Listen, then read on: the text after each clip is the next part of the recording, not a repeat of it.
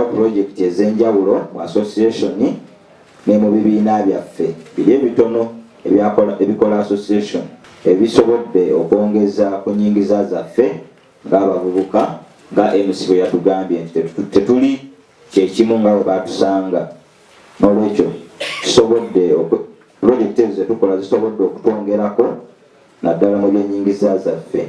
Pulojekiti ezo tulinamu okukola wayini, sabbuuni ow'amazzi, yogati, okutereka n'okwewola, okulunda enjoki. Ebyo byonna tusobodde okubitandikawo.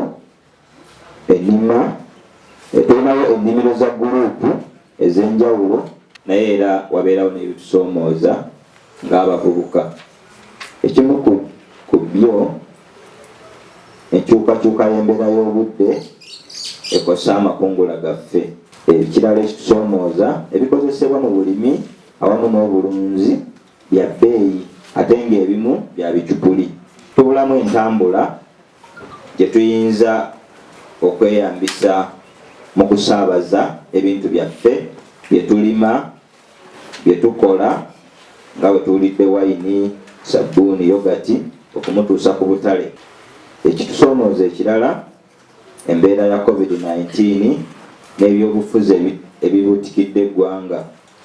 Nga bwe mukimanyi nti abavubuka tuteekeddwako nnyo essira, oba oli awo ng'abamu tubirimu aba tetubiriimu.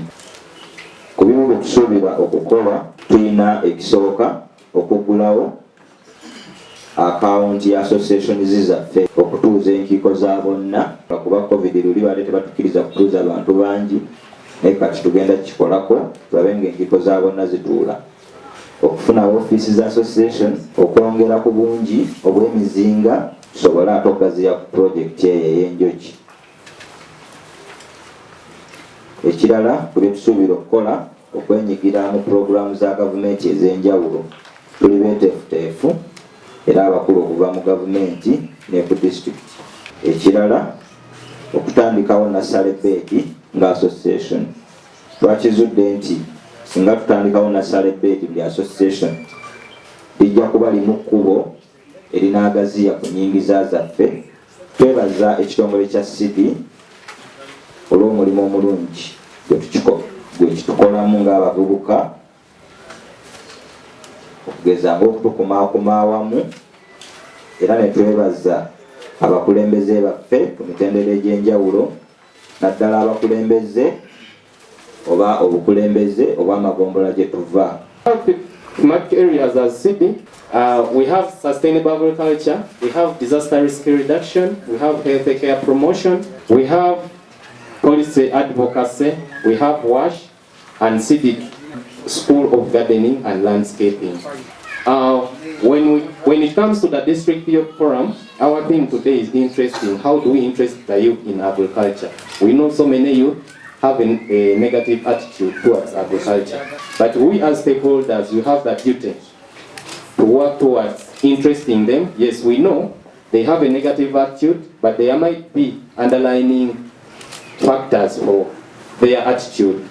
So we need to work on those factors so that they get morale, they get interested, because we know agriculture is the backbone of Uganda. We'll be focusing on developing strategic interventions that can help the youth to harness their potential in agriculture, farming, and this intervention should be youth-friendly. Focus on creating opportunities within agriculture and increase on self-employment, because we know if youth engage themselves in agriculture, they'll find employment and stop moving around the streets in Kampala, in Kyotera, Masaka. Then we shall also lastly focus on critically analyze the challenges that youth face in agriculture and use them as lessons for improving their active participation. Because we know you can talk to youth and tells you, I don't have working capital, I don't have land. As stakeholders, as leaders, we need to look at these factors, critically analyze them, use them as lessons, and see how we can support the youth to overcome those challenges. Under the Community Empowerment for Sustainable Livelihood project, where we have the youth component, those are our focus areas: strengthening youth associations, to be independent and sustainable to drive rural community development, value chain development, value addition and marketing, sustainable agricultural practices, advocacy and lobbying, resource mobilization, and climate change. Youth interventions and opportunities in farming. The youth component is supporting over 414 youth organized in the 3 youth associations. Here we have leaders from 3 youth associations, that is Rwanda Youth Farmers Associations, we have Kasasa Youth Farmers Associations, and Kaputo Youth Farmers Association. Some of the interventions that we are looking at, which are friendly and can really give morale to the youth to engage themselves in agriculture. One is beekeeping. In beekeeping, we are trying to support them establish demonstration sites so that these youth get exposure to know how beekeeping is done. And this year we've given out 40 KTPs and box hives, 3 pairs of harvesting gears to support the establishment of apiary sites for demonstration purposes. We provide capacity building trainings in beekeeping. Youth have been supported to add value on their crops, especially passion fruits, mangoes, and pineapples. The youth associations have been trained in production of wine, packaging, and branding. The youth associations are being supported to register their business with URBS and UNBS for easy access to market opportunities. The youth associations were able to produce 1,200 liters of wine in 2019 and sold at 12,000 per liter. This year, 700 liters of wine from passion fruit and other fruits have been produced. This enterprise was greatly affected by the COVID lockdown, as you are all aware, since the youth needed to buy ingredients from Kampala, but the shops were closed. The youth associations have been supported with value addition equipment in production of wine, including alcohometer. Then we have the capsule. This is used for putting on the bottle tops. Spawning tubes, aprons, and other ingredients for balancing pH. Worked with the Health Inspectorate Department of Chotera District to conduct a verification exercise on the production centers to ensure hygiene standards are maintained. Because wine, yogurt, these are beverages. They need to be handled with high hygienic standards. Good enough, the district production department supported the farmer cooperative societies that we are working with construction buildings. And these construction buildings have offices. So we are also doing advocacy to the cooperative leaders so that they provide small space for these youth to act as their collection centers. Challenges: COVID lockdown that affect movement of vehicles and people, that's affecting marketing prices for coffee and other agricultural produce. Remember during that time, tomato prices went very low. Banana, we almost had a bunch at 1,000 here in Chotera. The movement restrictions affected youth in wine production and liquid soap production, as they would not access the shops to buy production materials. Limited access to starting capital among the youth. This is where we call upon the district community development officer. If there are any other programs where these youth can access supplementary capital to boost their business, it would be a good initiative. Then also the weather changes. There are some key activities that we are prioritizing in 2021. Registering youth products with UNBS. Link the youth to farmer cooperative for office space and products collection center. Nkulembera abakozi naye omulimu ogumpeereddwa mwangu nnyo era nsaba Dr. Kinko Executive Director waffe okusaba yinirire odde addressinga abantu bano.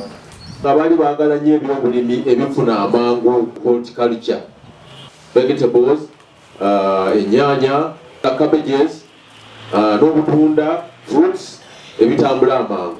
Era bangi babyettanira ne tubasobozesa okubayamba, okubawa ensigo, okubasomesa amagezi, ne babyettanira ne babikola bulungi. kati tugenze tulaba batandise okubiisaamu associations. Abakulu bammwe abali mu farmer cooperatives babawe ekyokulabirako, kubanga nabo twabatandikanga mulimi Ssekinnoomu, ne tugenda mu groups, ne tugenda mu associations, ne tugenda mu cooperatives. Naye kati wenjogerera basobodde okutuuka ku bintu bingi. Cooperatives zaffe zonna okulaba nti buli emu kumpi eyina processing equipment, ekola value addition, bakuba emmwanyi zaabwe ne bazitunda e Kampala. CD have to appreciate you for these innovations and the support you are giving to our people. You can clap for CD for supporting you. Because you are very lucky. Other areas, they don't have CD. So why did they choose you? Are you getting me? I've been elsewhere, but I found CD. Where is the operate? We operate in about 25 districts. 25 districts out of 145. So you are very lucky. You should use the chance. Mugende mukoleseza groups zammwe mutuweereza amannya tugaweereze mu ministry basobole okugayinza. Bw'omulaba omuzze nga bira kyemwetaaga kijja kutwanguyira ate tutudda mu process ya kumala kuweereza amannya bakiba kirwawo naye ekimala bwemuli kiba kijja kutwanguyira. So enkola weeri enkola endala eriwo waliwo project era yatandise mu Mayivu ya irrigation. UGIFT, Uganda Intergovernmental Transfer what made UGIFT naye nga ya irrigation ya kufukirira abavubuka ebbanga linavugako nammwe mbamanyi muli nnyo mu horticulture. Horticulture muli mu nnyaanya, muli mu butunda ebintu ebyetagisa ennyo okufukirira. So ogwo omukisa nagwo we guli mukwataganya abalimisa ku magombolola mwe muva wekiba kiganye mujje ku district tubawandiise mu nkola ya irrigation. Omwaka guno tuli ku awareness, omwaka gw'ebyensimbi tuli mu kubasomesa enkola bwegenda okuba, naye omwaka oguddako 2022 bugenda kubeeramu okufuna systems ezo za irrigation naye nga za solar. Kati ekizibu ekibadde kiriwo tetulina abavubuka nti temwagala kwenyigira ki mu bibiina bya bwegassi.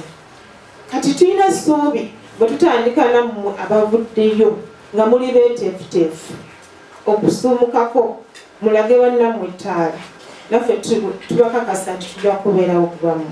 Njagala kwongera ku lwa company CD Development Innovations.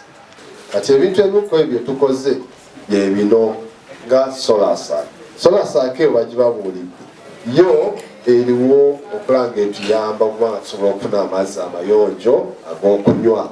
Kati ekirala kye tulina era mu bizinesi yaffe yekoke 4 to 3 meals per day.